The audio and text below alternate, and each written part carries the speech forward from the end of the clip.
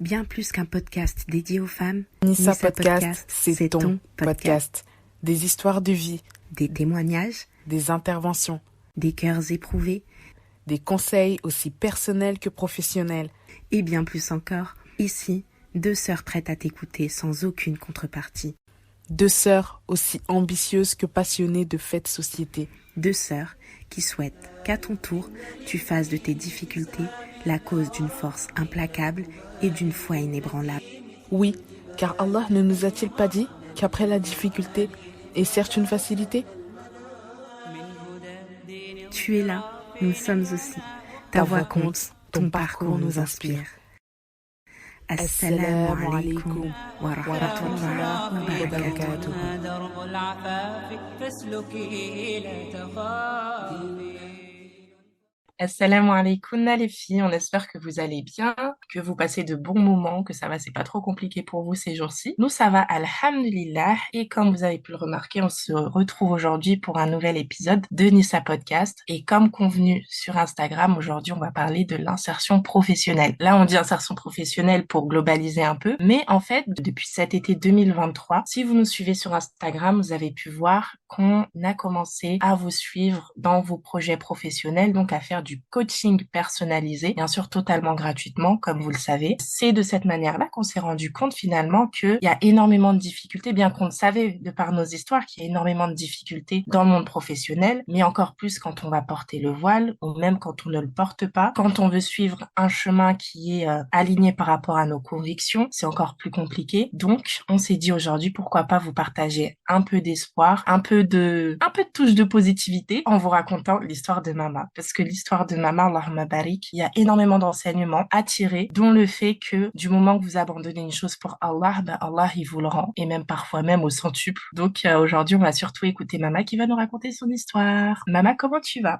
Ça va très bien, alhamdulillah, et toi-même? Alhamdulillah, ça va. Est-ce que tu es prête aujourd'hui là pour nous partager un peu de ton histoire? Peut-être plus que jamais, parce que c'est vraiment une histoire que j'ai toujours voulu partager, parce que nombreuses sont les sœurs qui m'ont fait part de leurs témoignages et qui ont réellement peur de quitter leur emploi parce que voilà, elles sont stables financièrement, elles sont stables dans la société et en fait, elles ont peur de quitter leur emploi pour la religion. Elles ont peur de faire ce sacrifice et en soi, j'ai pas envie de dire que on a le droit de les blâmer pour ça parce que c'est compliqué. J'ai toujours voulu partager cette histoire-là parce que, comme tu l'as très justement souligné, quand tu quittes une chose pour la religion et spécialement pour Allah subhanahu wa ta'ala, bah en fait, Allah, il te le rendra, mais de la plus belle des manières. Est-ce que tu peux nous dire, parce que c'est la personne qui se charge surtout des mails, parce que c'est totalement ton domaine, pour vous dire aujourd'hui, non, je vais pas spoiler ton métier, mais la personne qui s'occupe surtout des mails concernant le coaching personnalisé, ça va être Mama, Allahumma barik. Et donc, est-ce que tu peux nous dire surtout les problématiques qui ressortent des mails des sœurs? La plupart du temps, les problématiques qui ressortaient beaucoup, c'était les sœurs qui se décourageaient énormément par rapport au fait qu'elles n'arrivaient pas à trouver justement un domaine où elles étaient acceptées en tant que telles, hein, avec leur voile, avec leurs convictions religieuses, et forcément, elles se décourageaient. Elles pensaient que voilà, qu'elles n'arriveraient jamais à trouver un domaine où elles allaient être pleinement épanouies. Le truc qui m'a beaucoup marqué aussi, c'est qu'il y a de tout âge. J'ai coaché des personnes qui,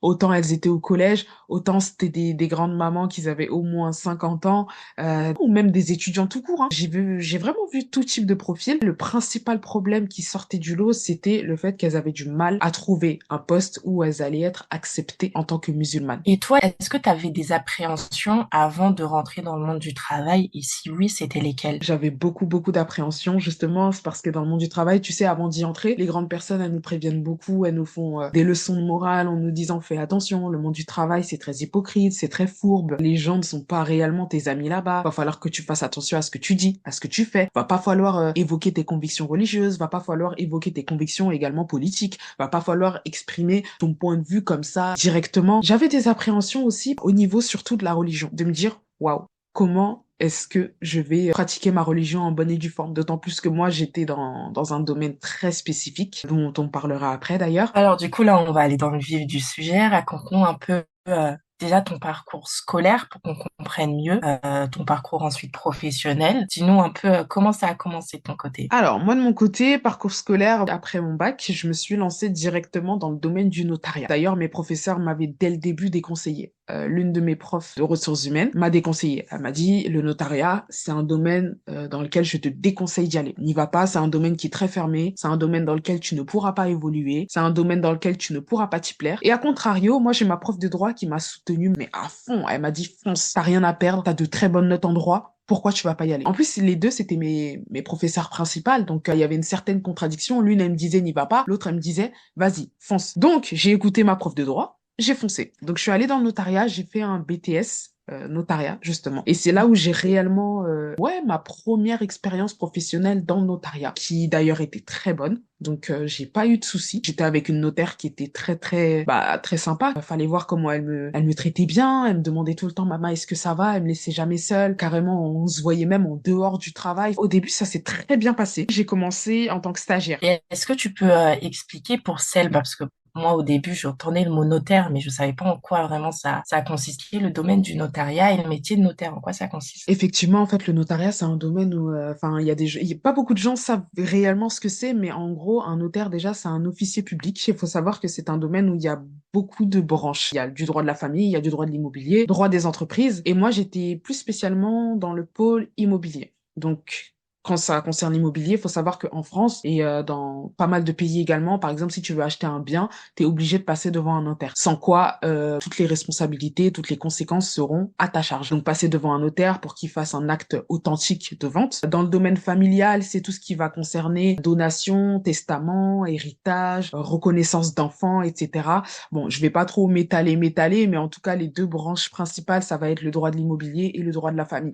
C'est un domaine qui était assez passionnant. Je suis pas allée dans ce domaine-là par dépit. C'est un domaine qui m'attirait vraiment beaucoup. Encore aujourd'hui, d'ailleurs, malheureusement, ou heureusement, je sais pas, mais c'est un beau métier. Parce que l'air de rien, t'en apprends énormément. Comment sécuriser ta vie, comment sécuriser ton patrimoine, comment sécuriser également ta vie matrimoniale, comment toi te protéger face à la justice et face aux autres. Franchement, c'est un très beau métier, l'air de rien. Mais ce sont les personnes pour moi, qui ont rendu ce domaine-là fourbe. C'est-à-dire, qu'est-ce que tu as remarqué par rapport aux personnes dans ce domaine? Alors, faut savoir que moi, je l'ai pas remarqué tout de suite. Le jour où je l'ai vraiment remarqué, ça a été quand j'ai été en alternance. Ma première année d'alternance, c'est à ce moment-là où j'ai remarqué à quel point ce monde-là était très fourbe. C'est-à-dire que, par exemple, au client, on ne lui dit pas tout. Après, vous allez peut-être me dire, oh, c'est normal, le client, on va pas tout lui dire, sinon ça n'a pas d'intérêt. Mais pour moi, la base dans un domaine professionnel, c'est que tu te dois d'être transparent, mais réellement transparent. Et d'ailleurs, c'est l'une des conditions d'un notaire, hein. Le notaire, il a ce devoir de transparence, en fait, de confidentialité, certes, mais de totale transparence. Et malheureusement, dans le notariat, il y a beaucoup de choses que les clients ne savent pas. Et même en interne, c'est incroyable comment tu n'es pas respecté à ta juste valeur. Et vous allez peut-être me dire, mais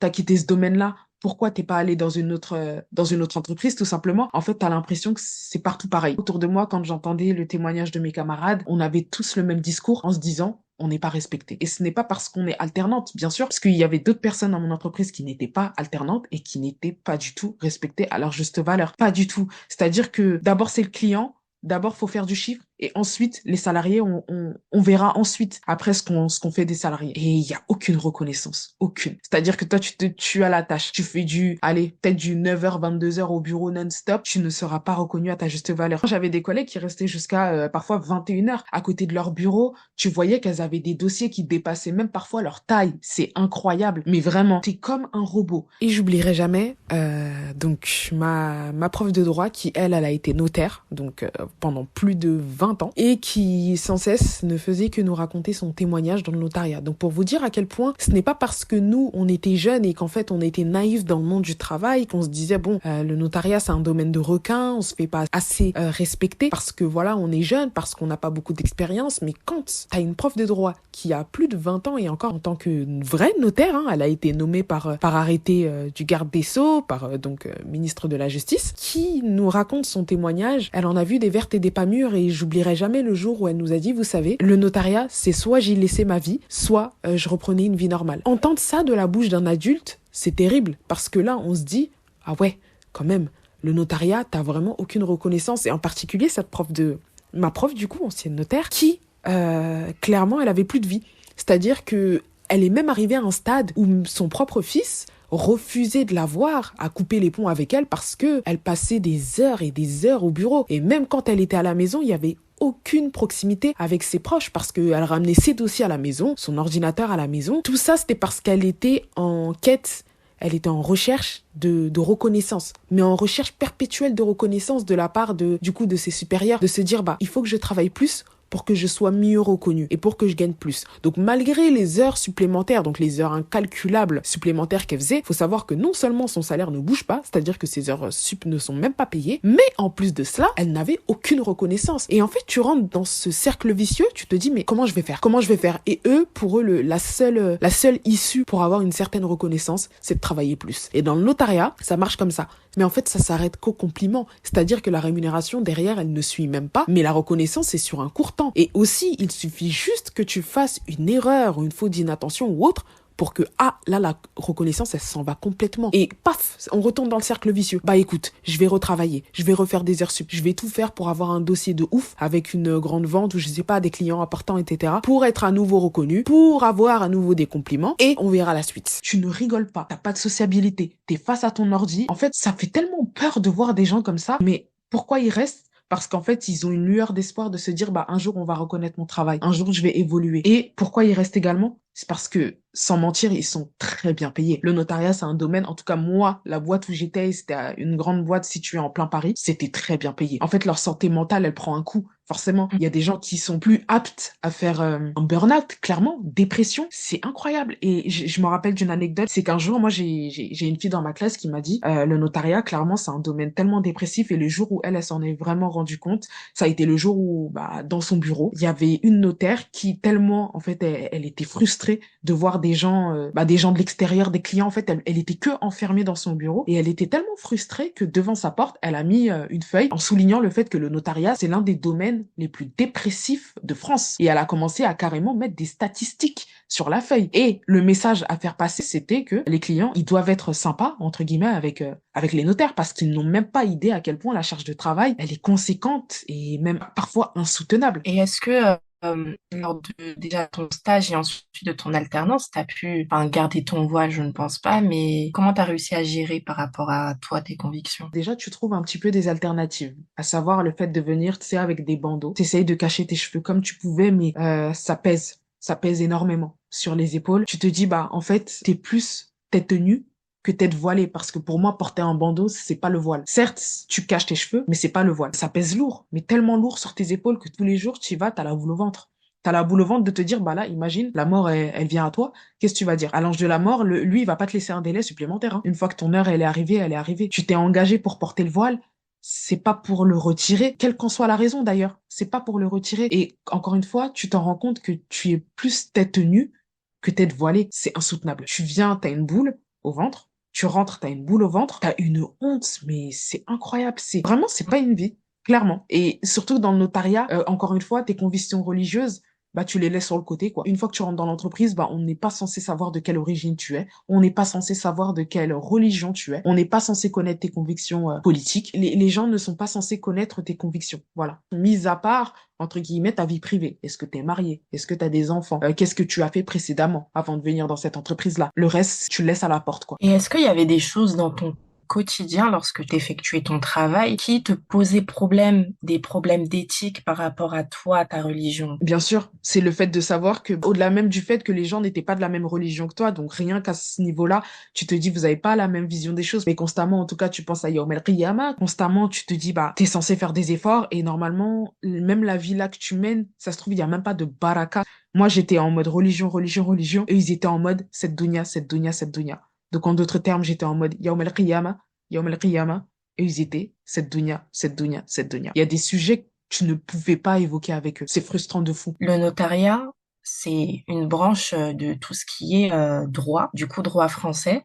Et on entend souvent, et de par aussi mon entourage, à partir du moment où une femme musulmane va se lancer dans des études de droit, j'ai l'impression qu'il y a toujours cette question de est-ce que c'est bien ou est-ce que c'est pas bien, une sorte de dilemme. Toi, quel est ton avis par rapport à ça? Est-ce que toi, c'est un questionnement que du coup, tu as déjà eu dans ton parcours? Ça a été un questionnement que j'ai eu et même ça a été l'un de mes plus gros regrets, c'est-à-dire qu'en fait j'ai fait les choses à l'envers. Qu'au lieu de d'abord me poser la question est-ce que c'est bien par rapport à ma religion, est-ce que c'est mal par rapport à ma religion, moi je me suis engagée directement là-dedans. Et c'est ensuite que j'ai réfléchi. Et c'est ensuite que justement j'ai eu ce dilemme-là en fait, de me dire est-ce que je dois tout plaquer le notariat, un domaine si bien payé, un domaine ouais, même si beau, parce que, encore une fois, c'est un beau métier, le notariat, ou est-ce que je dois aller vers ma religion? En soi, le choix, il est vite fait, hein. Normalement, il est vite fait, il n'y a même pas besoin de réflexion là-dessus, hein, d'autant plus que quand tu te rends compte de ta réalité première et le but de ta présence dans cette dunya, ça se pose même pas la question. Bien évidemment que tu vas choisir ta religion, tu laisses tous les biens éphémères de ce bas monde pour mieux préparer l'au-delà. Mais, comme je l'ai dit, j'ai fait les choses à l'envers. Et ce dilemme-là, normalement, cette question-là, tu dois la poser bien avant de commencer une expérience professionnelle. Te demander, est-ce que c'est en raccord avec tout simplement ta religion? Est-ce que tu es plus exposé au péché qu'aux bonnes actions? Est-ce que ce que tu fais là, c'est légal, religieusement parlant? Est-ce que c'est conforme à ta religion ou pas? Enfin, un tas de questions que tu es censé te poser avant même de rentrer dans un domaine professionnel. Encore une fois, pour faire le lien avec les sœurs avec qui j'ai échangé cet été, c'est qu'en fait, elles se retrouvaient coincées. C'est-à-dire que ce dilemme-là, tout comme moi d'ailleurs, et c'est pas un jugement que je suis en train de faire là, mais tout comme moi, elles se sont retrouvées coincées. Et ce dilemme-là, elles l'ont eu après avoir entamé leur parcours professionnel. Elles savent plus quoi faire. Elles se disent, bah là, je suis trop bien, professionnellement parlant. Là, je suis au top de ma carrière.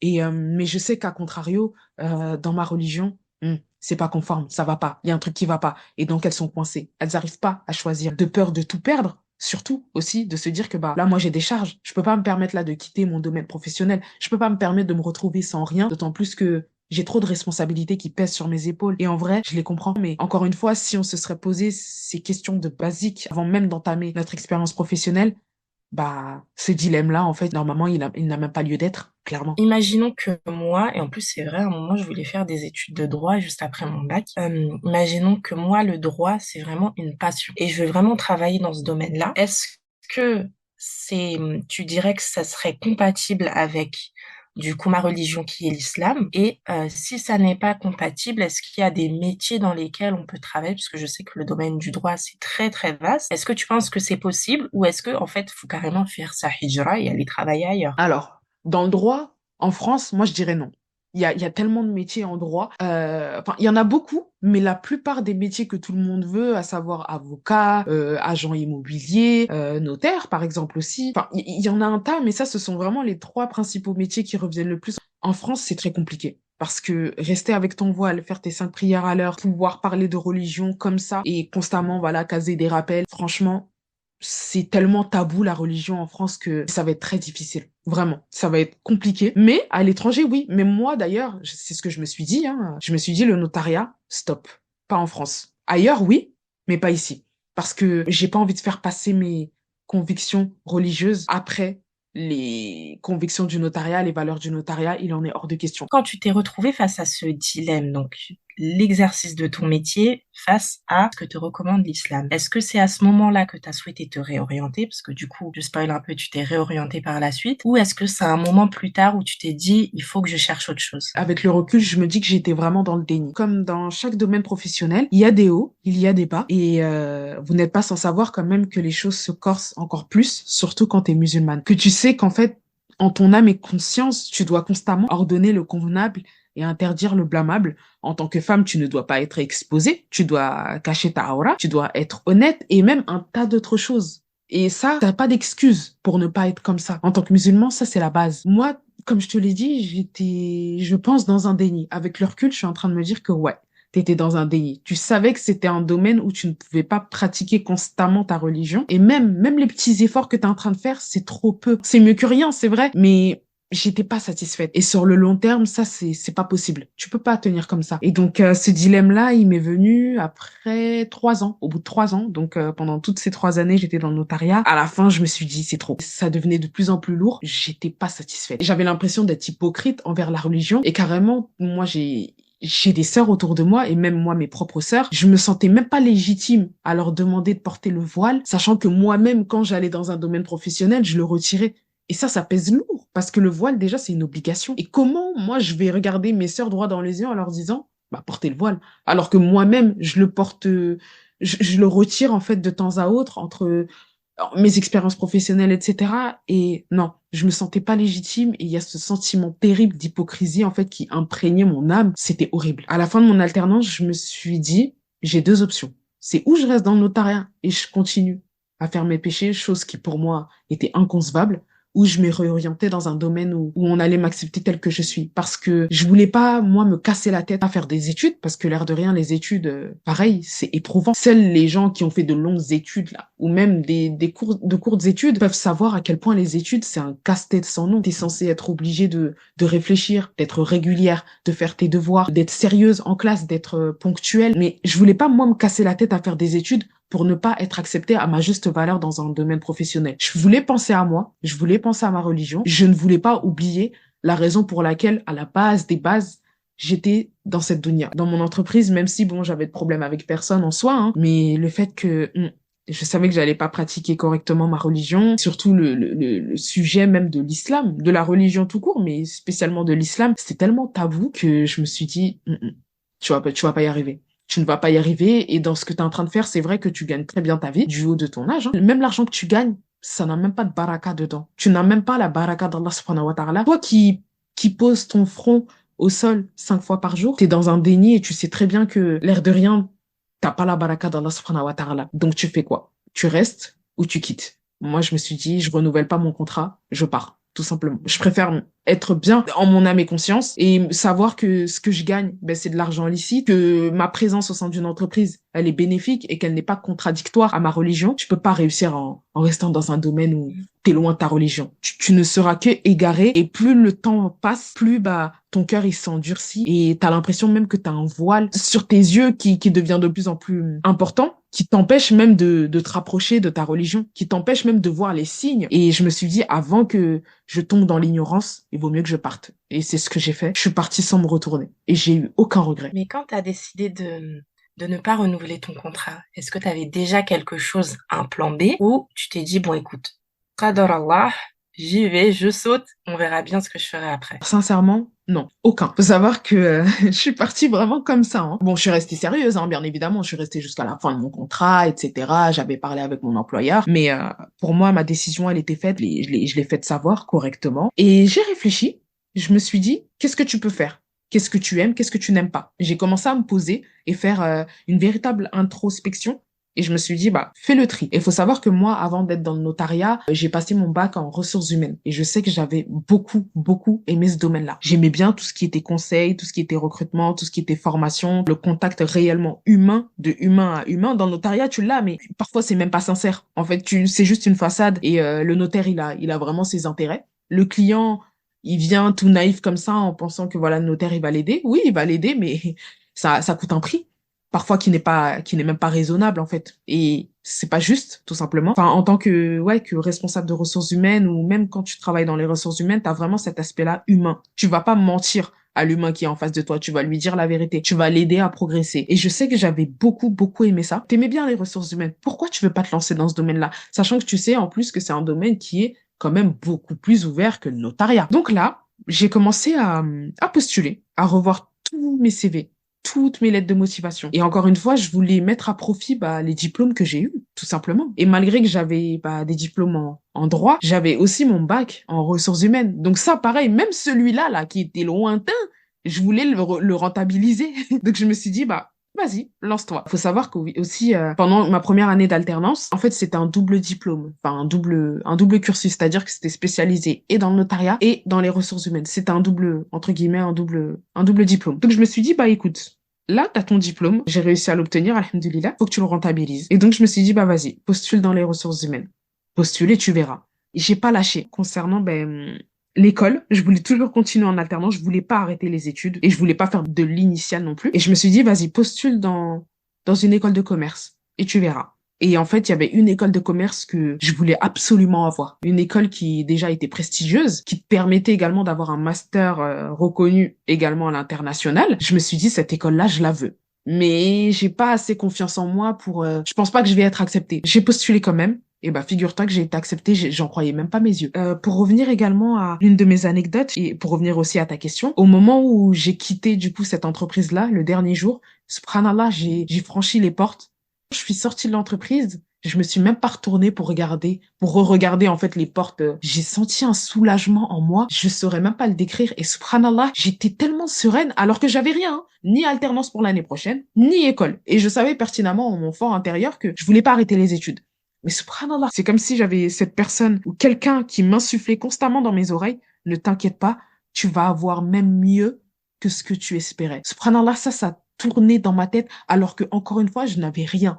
Pas d'alternance, pas d'école, rien du tout. J'étais sereine, mais ça s'explique pas. Je m'inquiétais même pas, j'avais même pas l'ombre d'inquiétude en moi, alors que ça, en temps normal, c'est quand même une source d'angoisse, hein. Mais non, j'avais ce sentiment de paix en moi.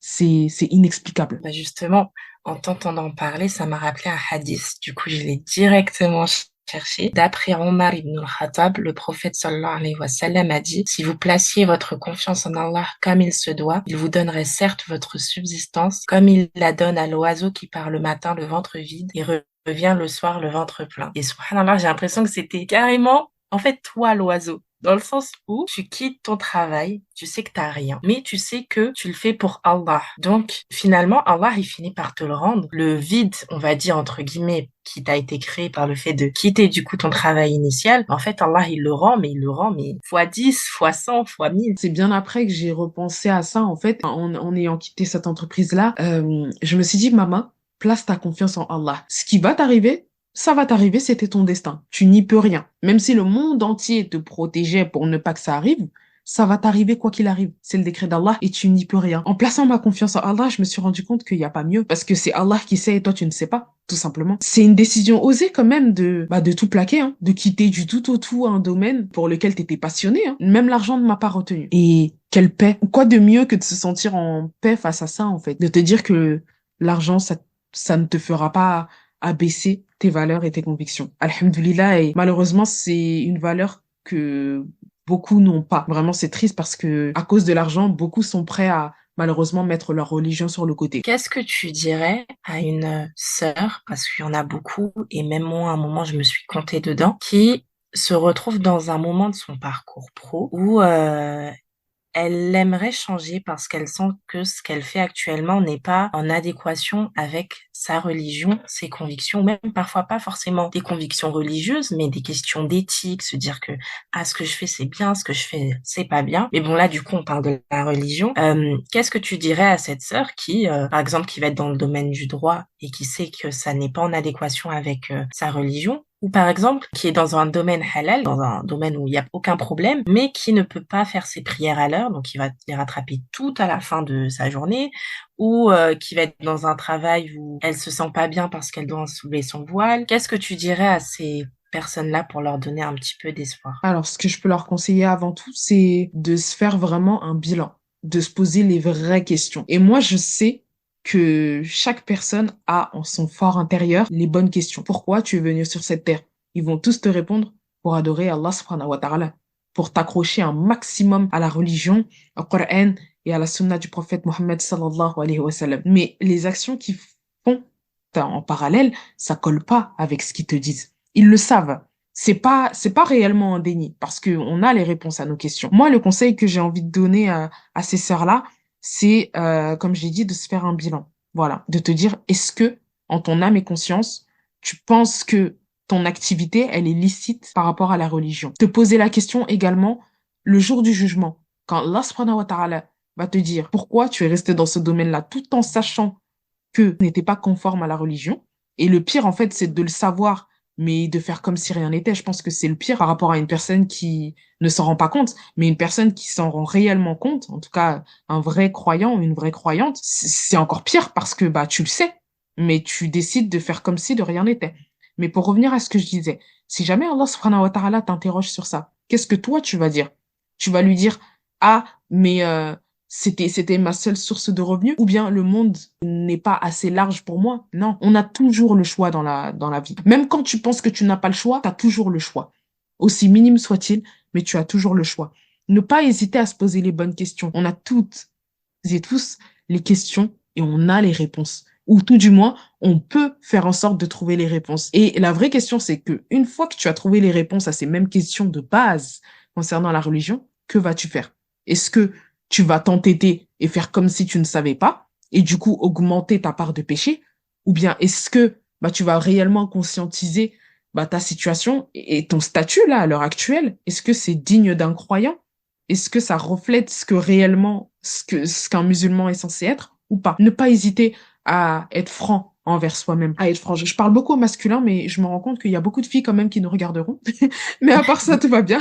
Et mais qui sait, hein, peut-être qu'il y a des garçons qui nous regardent, hein, qui sait. Donc, se poser les bonnes questions et ne pas hésiter à partir. Placer sa confiance en Allah subhanahu wa ta'ala. C'est vrai qu'on nous le dit très souvent. Place ta confiance en Allah. T'inquiète pas. Allah sait, toi tu ne sais pas. Mais pour autant, est-ce qu'on l'a réellement conscientisé? Moi, je pense que dans ce domaine-là, c'est là où j'ai vraiment su ce que c'était que de placer sa confiance en Allah. Je l'entendais à gauche et à droite, hein. On me le disait, on me le répétait. Mais quand tu dois réellement le faire, c'est là où ça fait toute la différence. Quand vraiment tu places toute ta confiance en Allah, tu décides de ne même pas te préoccuper du reste, c'est là où tu te dis, ah, c'était donc ça, placer sa confiance en Allah, subhanahu wa ta'ala. En général, quand tu places ta confiance en Allah, tu le regrettes pas et tu le regretteras jamais. Machallah, et c'est pour ça que je voulais vraiment que tu racontes ton histoire parce que c'est vraiment ce qui ressort, c'est que dans tous les cas, on sait, l'être humain, il se connaît, on se connaît nous-mêmes, même si des fois on va se voiler la face, ce qui est bien et ce qui n'est pas bien. Donc à partir du moment où on est dans un choix manichéen du bien et du mal, tu vas pas choisir le mal, tu sais ce que tu as à choisir. Donc si tu choisis le bien, Allah il va te le rendre. J'écoutais une sœur qui disait à un moment une phrase qui m'a marquée. Elle a dit que Allah c'est le seul qui ne compte pas le résultat, mais il ne compte uniquement les causes. C'est-à-dire que tu ne seras pas jugé par rapport au résultat,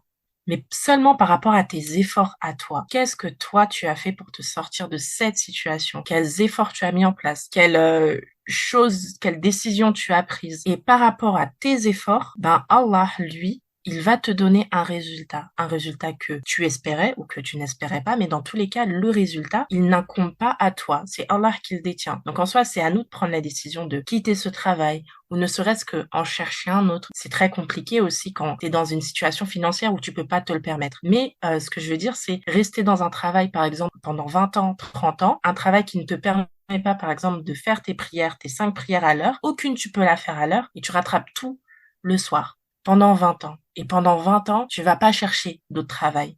Et donc ça, c'est blâmable. Donc notre travail à nous, c'est au moins de chercher. Et Allah, c'est lui qui donne le résultat. Donc ça m'a fait penser à ça, qu'on peut pas être dans le déni, qu'il faut essayer, bien que ce soit super compliqué. On vit pas dans un monde tout beau, tout rose, mais au moins faire les efforts, quoi. Les sœurs, en fait, en écoutant ce podcast, c'est limite un cadeau empoisonné qu'on est en train de vous faire, entre guillemets, hein. Je mets des guillemets parce que là, au moins, ça va vous permettre de conscientiser, le domaine professionnel dans lequel vous êtes. Et j'attire quand même un petit peu l'attention de ces sœurs-là. Encore une fois, les questions, vous les avez, les réponses aussi. Au moins, à défaut de ne pas avoir les réponses à vos questions, sachez que vous avez ce devoir-là d'aller trouver les réponses. Et que le fait de fermer ses oreilles, fermer ses yeux, ça ne va pas arranger parce que c'est encore pire. Là, vous refusez d'aller chercher la vérité. Et en fait, c'est encore plus blâmable. C'est pour ça que je dis que ce podcast-là, c'est limite, ouais, un cadeau empoisonné. Ça va vous permettre, en tout cas, on l'espère, d'ouvrir vos yeux, votre conscience également. Voilà, il faut se mettre la vérité en face. Il faut pas avoir peur de tout plaquer. Bien que votre situation professionnelle, elle soit bien que vous soyez au top de votre carrière, bien que vous gagnez très bien votre vie, vous arrivez à subvenir aux besoins de votre famille et même aux besoins des autres, sans compter. Est-ce que dans ce que vous faites, il y a la baraka d'Allah subhanahu wa ta'ala? N'est-ce pas même la baraka d'Allah subhanahu wa ta'ala qu'on recherche dans ce bas monde? Sans la baraka d'Allah, où est-ce que tu vas aller? Où est-ce que tu vas terminer? Qu'est-ce que tu gagnes? Qu'est-ce que tu perds? Sachant que c'est pas un mal parce que comme tu l'as dit à un moment lorsque tu parlais, tu disais mais je me sentais tellement légère et pourtant j'avais rien. Mais dans le sens où quand tu vas faire un choix pour Allah, c'est comme si en fait il y a un poids sur tes épaules qui s'enlevait et quel que soit ce qui arrive, tu te sens tellement en paix avec toi-même et c'est pas pour rien. C'est pour ça à chaque fois je me dis c'est pas pour rien si nous musulmans on dit salam alaikum, que la paix soit sur toi. C'est parce que nous ici-bas l'être humain en vrai on cherche pas la richesse, on cherche pas l'abondance. En fait toutes ces choses-là quand on va chercher de l'argent, on va chercher de l'amour, de l'amitié, etc. On recherche une paix avec nous-mêmes. Donc en fait être heureux c'est pas être riche, c'est pas être entouré de 4000 personnes, c'est pas être célèbre, c'est juste être en paix. Donc, t'as des personnes qui vont avoir très très peu de ressources, mais qui vont être tellement en paix par rapport à elles, par rapport à Allah, qu'en fait, ça n'a pas de prix. Et dans le sens où quand on dit de faire les causes, etc., pour changer de domaine, se remettre en question, c'est pas pour punir, parce que Allah, quand il nous dit de faire une chose, c'est pas pour nous punir, c'est pour nous, c'est pour notre bien. Donc, c'est surtout pour nous-mêmes et c'est pour vous les filles, dans le sens où on ne sera heureuse ici-bas que lorsqu'on aura atteint ce niveau de paix. Et pour être en paix, il faut agir comme Allah nous a dit de le faire. Donc en soi, c'est un cadeau empoisonné. C'est un cadeau empoisonné parce que c'est dur il y a un effort à fournir. Donc c'est dur pour le cœur. Mais après, la finalité, elle est juste trop belle et ça n'a pas de prix.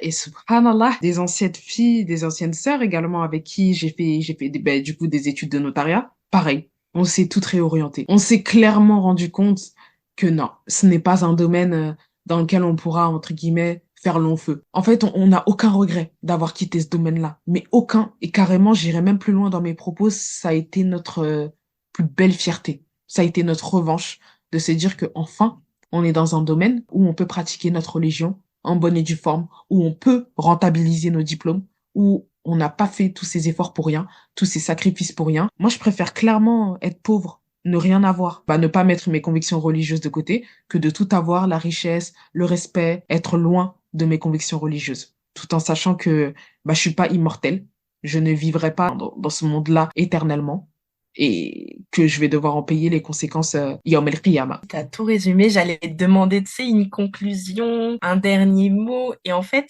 de source, machallah, tu l'as fait. Ben, merci de nous avoir raconté parce que c'est vrai que je me suis rendu compte d'un truc et c'est une volonté qu'on a prise, c'est genre de rester dans l'anonymat. Donc, on va plus parler de vous, les filles, que de nous. C'est ce qu'on souhaite, c'est aussi vous aider dans vos épreuves, etc. Et en fait, là, du coup, dans ce sujet, l'insertion professionnelle, on s'est dit que l'une de nos histoires pouvait vous aider également à vivre les vôtres. Du coup, celle de Mama, machallah, elle était idéale pour ce sujet-là. En même temps, ça vous a permis un peu d'en savoir un petit peu plus sur nous. Donc, on espère que vous avez bien aimé cet épisode. Et aussi, oui, Mama, faut dire aux filles de nous écrire pour leur coaching. Les filles, n'hésitez pas à nous écrire. Faut savoir que cet été, ça a été vraiment un plaisir pour nous de vous coacher. Et d'ailleurs, c'était en partenariat avec Job Hijab. Ça nous a fait tellement plaisir de vous coacher. Quand on parlait d'un coaching, c'était vraiment un coaching complet sur votre CV, votre lettre de motivation et une simulation par rapport à vos entretiens d'embauche. Mais c'était même au-delà de ça, dans le sens où on vous donnait également des conseils par rapport à votre réorientation, parce qu'il y en a aussi, il y a certaines sœurs qui souhaitaient du coup se réorienter, en fait, du tout au tout. C'était vraiment un coaching complet. Encore une fois, la finalité, elle n'est que bénéfique pour vous et pour nous, d'ailleurs, parce que nous, en vous conseillant, ça nous permet aussi d'avoir beaucoup plus d'expérience. Envoyez-nous des mails. Nous, on sera là, toujours pour vous. Et juste un petit point que j'ai oublié de souligner, parce que j'ai pas dit la finalité du coup. J'ai quitté le notariat, certes, mais j'ai pas dit la finalité et la petite suite. J'ai pu intégrer cette école, donc une école assez reconnue. J'ai également réussi à trouver une alternance en ressources humaines. Je m'y plais beaucoup même, subhanallah, et je pense que j'aurais pas pu espérer mieux. Parce que là, non seulement je suis acceptée avec mon voile, non seulement je peux pratiquer ma religion sans que personne vienne me dire ne fais pas ci, ne fais pas ça, sans que personne vienne remettre en question mes compétences, mes valeurs et mes principes juste parce que je porte le voile ou autre, on me respecte à ma juste valeur. Alhamdulillah, comme vous avez vu du coup, Mama elle travaille dans le domaine des ressources humaines, donc c'est pas moi qui vais être spécialisée pour vous faire du coaching, ça va bien être Mama. Donc c'est Mama qui est derrière les mails, machallah. Donc l'adresse mail elle est simple, nisapodcast@gmail.com. Donc les filles, n'hésitez pas, c'est totalement gratuit. Nous, notre but c'est de vous aider, Inch'Allah, parce que dans tous les cas. Et j'espère que du coup le message est bien passé entre guillemets dans vos oreilles, par vos histoires, par vos expériences. Ça se voit pas comme ça, mais on en apprend énormément également de notre côté. Voilà, merci pour votre soutien jusqu'ici. Et en tout cas, qu'Allah subhanahu wa ta'ala vous facilite, qu'Allah subhanahu wa ta'ala nous facilite l'accomplissement des bonnes œuvres, nous compte parmi ses pieux serviteurs et nous accorde son vaste paradis. Amin. Amin. Merci pour ce temps partagé avec nous. On espère que tu as passé un bon moment en notre compagnie. Si tu estimes que cet épisode peut être utile à une autre femme, on compte sur toi pour le lui partager. Tu peux également d'ailleurs noter cet épisode sur ta plateforme d'écoute préférée. Ta voix compte. Alors si tu souhaites nous partager une épreuve ou un bonheur qui a marqué ta vie, tu peux nous envoyer ton témoignage par mail ou bien pourquoi pas nous raconter ton histoire de vive voix dans un prochain épisode. Car oui, Nissa Podcast reste la voix des femmes qui s'écoutent et s'entraident. Cet épisode prend fin ici, mais notre relation, ma sœur, continue d'exister. Alors on reste à ton écoute, comme toujours. Prends soin de toi et n'oublie surtout pas une chose. Allah est avec toi.